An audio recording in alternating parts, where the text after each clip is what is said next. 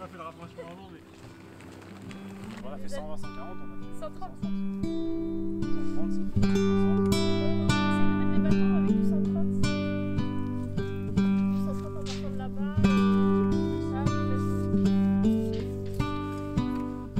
En cette fin d'hiver, on a commencé à retravailler dans le potager.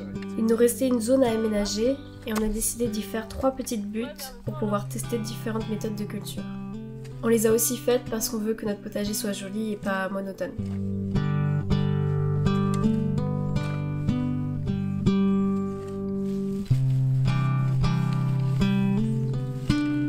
Notre démarche au jardin s'inspire pas mal des principes d'écoculture, dont l'objectif est de subvenir à nos besoins tout en contribuant à restaurer la biosphère.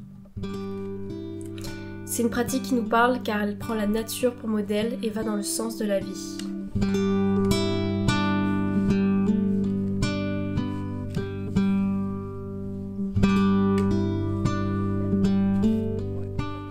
Pour tout vous avouer, il y avait encore quelques mois, on n'avait encore jamais planté quoi que ce soit ou nourri et observé des petits animaux dans un champ. Et pourtant, maintenant on ne peut plus s'en passer. Travailler avec le vivant est devenu une de nos passions et nous permet de trouver notre place dans l'écosystème et de faire un geste en faveur de la planète et des générations à venir.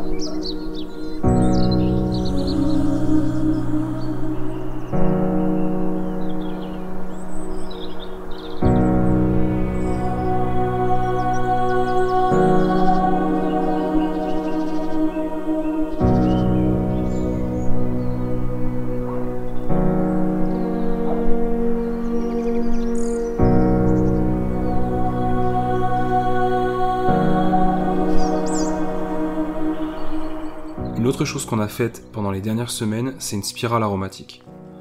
En fait, c'est une structure en terre et en pierre pour faire pousser des aromates. C'est censé permettre la création de microclimats pour répondre aux besoins des différents types d'aromates. Par exemple, en haut de la spirale, c'est plus sec et exposé, et en bas, plus humide et ombragé. Cette structure, comme tous les aménagements qu'on a fait dans le jardin, elle a un autre rôle super important. De la même façon qu'on décore sa maison pour s'y sentir bien, pour y travailler ou autre, Bah nous, on aménage notre potager pour nous y sentir bien, avoir envie d'y rester et d'en prendre soin. On est dans un processus d'apprentissage et on sait que ce qu'on a fait dans ce jardin, c'est peut-être pas la méthode la plus productive, la plus rentable ou même la moins fatigante pour nous, et peu importe en fait. C'est ce qu'on a envie de faire, ce qu'on a envie d'expérimenter. En fait, notre spirale aromatique, elle est à l'image de notre petit potager. On sait pas si elle va bien fonctionner, on sait même pas si elle va tenir debout longtemps, mais on s'est amusé à la faire, on la trouve toute jolie, et on a hâte de voir comment elle va évoluer au fur et à mesure qu'on en prend soin.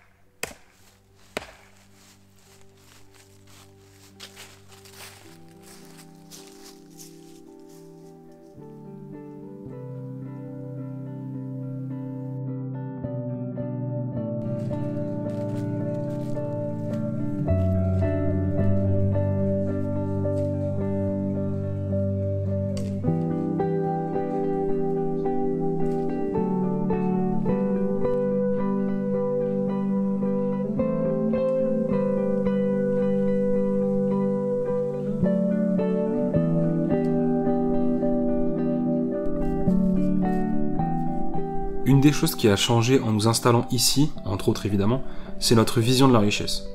En fait, on a un monde autour de nous. Un monde grouillant, plein de vie, dans lequel se déroulent chaque seconde des millions, voire des milliards d'interactions. On pense que dans un monde, dans un système qui définit la richesse comme le fait de posséder plus que quelqu'un d'autre, plus d'argent, plus de terrain, plus de voitures, et ben nous on préfère voir notre richesse dans le simple fait de faire partie et de bénéficier des interactions de l'écosystème qui nous entoure. Par conséquent, vivre dans cette nature, voir notre petit monde s'épanouir, c'est comme ça qu'on entretient notre richesse et qu'on en profite.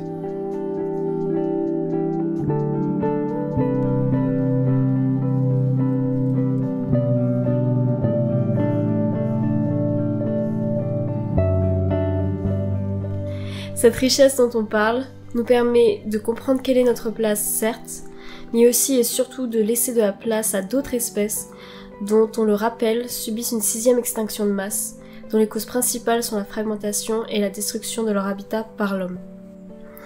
Prendre soin du vivant autour de nous est devenu pour nous nécessaire pour notre santé physique et psychique et pour envisager un avenir souhaitable.